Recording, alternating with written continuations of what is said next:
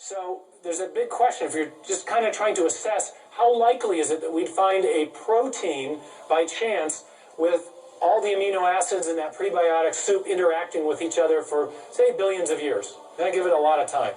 How likely is it that we'd ever get a protein to arise by chance? So I have a colleague who's been interested in the whole question of whether or not life could arise by chance for a long time. His name is Doug Axe. He's a molecular biologist. He did his PhD at Caltech.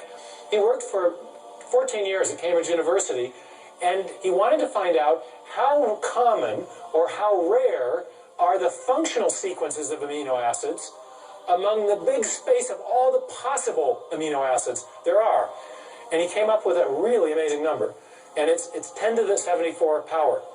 So just to get the amino acid sequence properly, you've got an odds of about 1 in 10 to the 74. But there's other probabilistic hurdles that have to be overcome. If you want to build a protein, we know from chemistry that you have to attach the amino acids together with what's called a peptide bond. In nature, peptide bonds occur with about a 1 in 2 frequency.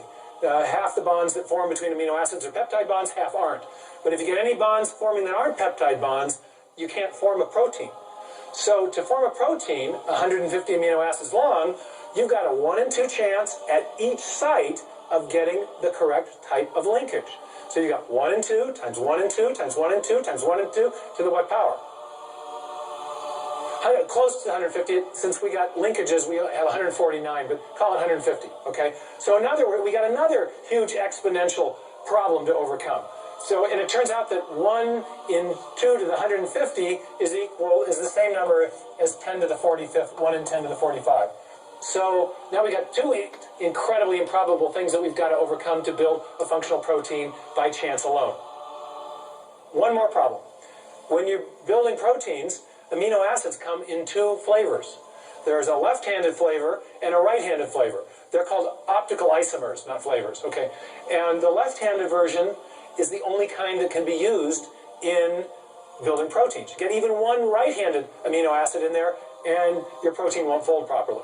So you got another probabilistic hurdle to overcome. So you've got a 1 in 2 chance at each side again, out to the 150th power. 2 to the 150th power, again, is 10 to the 45. Oh my goodness. So the odds of building even a short functional protein by chance alone is 74 plus 40.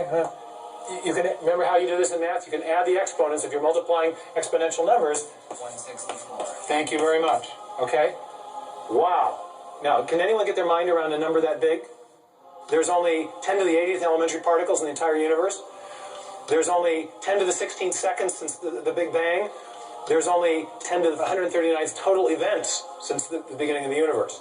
Now you're starting to get the understanding of why people are very skeptical that the chance hypothesis is going to do the job. Now, you may have heard just the opposite. Has anyone ever gotten in a discussion with you about the origin of life and said, hey, it happened by chance? I mean, do you hear that? I mean, this happens to me. I'll be lecturing in hospital, university environments, and I'll get done and somebody say, well, but, and they want to argue with me about the probabilities. And I just shut the discussion down because I say, no serious scientist thinks this is the way it happened. No serious scientist thinks this is the way it happened. No serious